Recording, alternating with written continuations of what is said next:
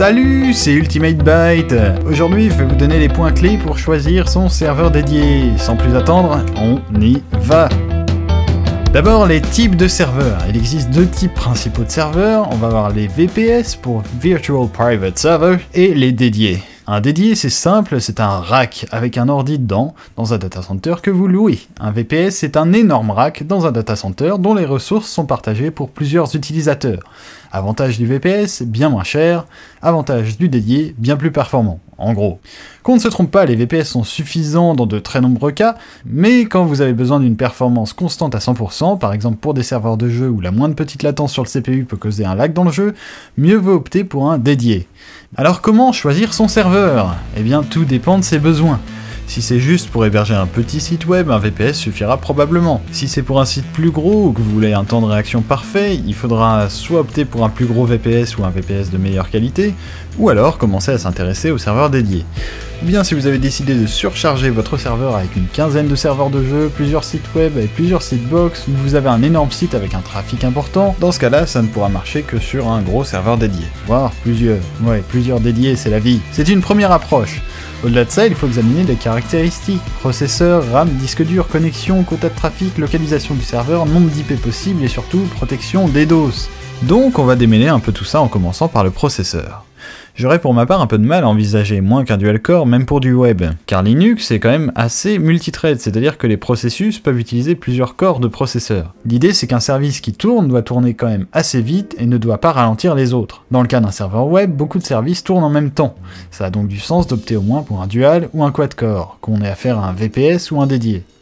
Maintenant, si j'héberge des serveurs de jeux lourds et mal optimisés en multithread, et j'insiste car c'est le cas de la plupart des serveurs de jeux, eh bien mieux vaut viser un processeur avec moins de corps mais une plus grande fréquence, et surtout une plus grande puissance par JR. Et pour savoir ça, il va falloir regarder des benchmarks des modèles de processeurs précis sur des sites tels que CPUBoss par exemple.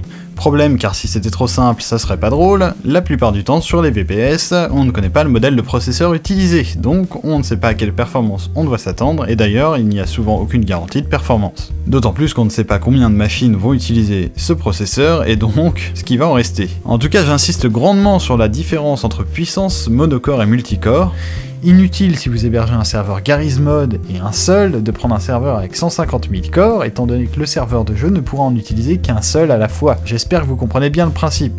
Si vous hébergez plusieurs sites web assez lourds, là ça a du sens par contre de prendre quelque chose avec plein de petits corps. En parlant de lourd, ça nous amène à la RAM. Linux est très light en termes d'utilisation de RAM.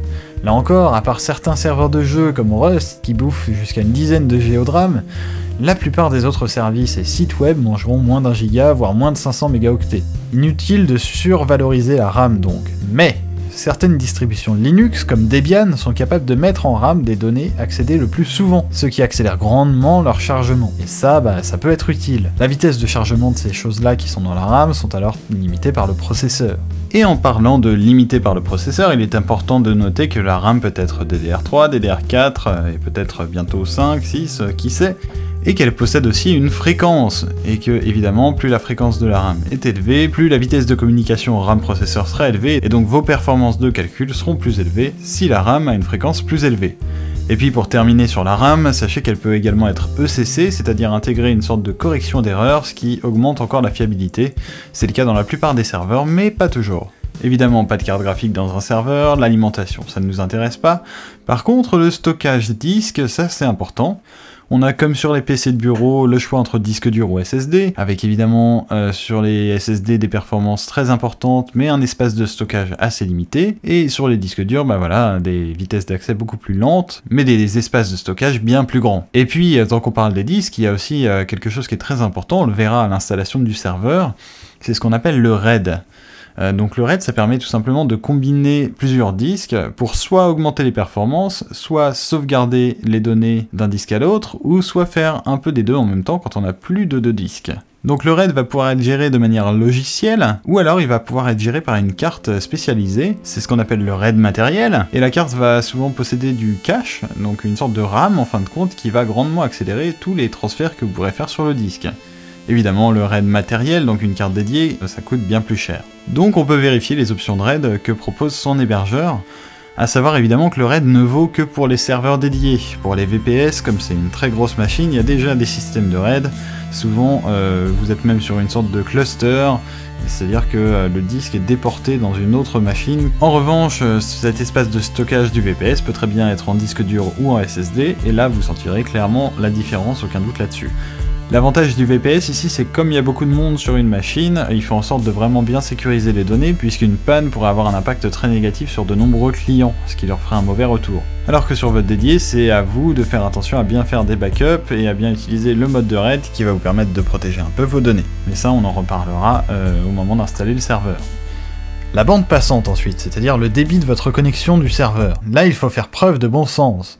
Beaucoup d'images à charger, beaucoup de visiteurs, sitebox en vue, VPN. Votre usage va déterminer vos besoins. Il va falloir distinguer le débit garanti du débit maximum. Et ça dépend de votre hébergeur, et si l'info n'est pas donnée, allez juste voir ailleurs, c'est un hébergeur de merde. Puis on a la localisation géographique du serveur, c'est important aussi pour avoir le meilleur ping possible, c'est-à-dire le meilleur temps de réponse. Un serveur hébergé à Paris, par exemple, a de fortes chances d'offrir un meilleur ping dans toute la France, car Internet est plus ou moins centralisé autour de Paris. On peut être tenté de prendre un dédié chez qui me suffit pour pas cher, mais se retrouver avec un serveur au Canada. Pas très pratique, non seulement le ping est alors mauvais, mais le débit aussi. Et puis un critère auquel on ne pense pas assez souvent mais qui est important aussi bien pour votre opérateur à la maison que pour votre serveur, ça va être la qualité de l'interconnexion avec d'une part les autres serveurs, d'autre part les autres opérateurs et puis les autres opérateurs et serveurs des autres pays. Et ça bien sûr c'est une donnée qui est jamais indiquée, sachant que par chance les plus gros hébergeurs n'auront pas de soucis majeurs, mais on peut parfois trouver certains soucis avec des plus petits hébergeurs. Enfin, dernier critère et pas des moindres, la protection anti-DDoS. Le DDoS, ça veut dire Distributed Denial of Service. Concrètement, ça consiste à ce qu'un petit malin floue la connexion de votre serveur pour le rendre inutilisable. Donc vous pouvez vous dire que c'est superflu pour vous. Qui pourrait bien vouloir vous attaquer?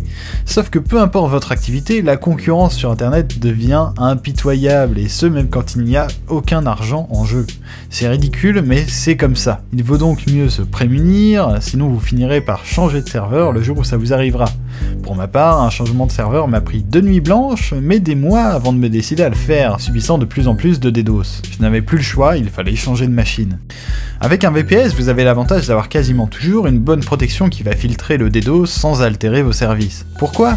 Eh bien parce que comme vous êtes sur une machine avec beaucoup de monde, il ne faut pas qu'une seule personne subissant un DDoS fasse tomber toutes les autres de la machine, voire de l'allée du serveur. Mais ça, c'est pour les bons hébergeurs seulement.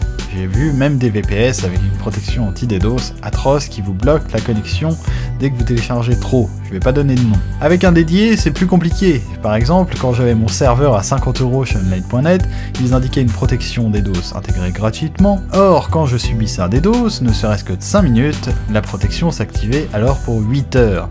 Et comme cette protection était, il faut le dire, la pire possible, c'était 8 heures où quasiment aucun service ne fonctionnait correctement. Cette fameuse situation où la protection est pire que de ne pas en avoir. Pour obtenir une meilleure protection, il fallait alors prendre le service premium à 20 € hors taxe, plus la protection à 20 € hors taxe, ce qui en fait rendait la machine totalement hors de prix pour ce que c'était. Chez OVH, l'anti-DDoS fourni est excellent, et même encore meilleur avec leur serveur game, mais alors, il faudrait être prêt à mettre le prix. Conclusion, il faut bien vérifier le type de protection DDoS qui est proposé pour ne pas avoir de mauvaises surprises. La protection la plus en vogue en ce moment étant bien sûr Arbor, proposée notamment par online.net et OVH. Je viens de citer OVH et online.net qui sont les deux très bons hébergeurs leaders en France, ça peut vous donner de bonnes pistes. A savoir que pour OVH, vous avez aussi les filiales SoYouStart et Qui me suffit, qui permettent d'avoir des serveurs un peu plus anciens au rabais, avec quelques compromis, piste à ne pas écarter. Voilà, j'espère que ça vous aura aidé à choisir une machine. En tout cas, je ne peux que vous recommander de prendre un petit VPS pour apprendre Linux et faire toutes les bêtises dont vous aurez besoin pour être à l'aise ensuite.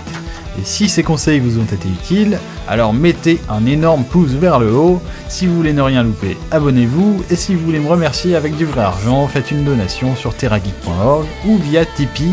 Les liens sont dans la description. Voilà, ciao, bonsoir, c'était Ultimate Byte.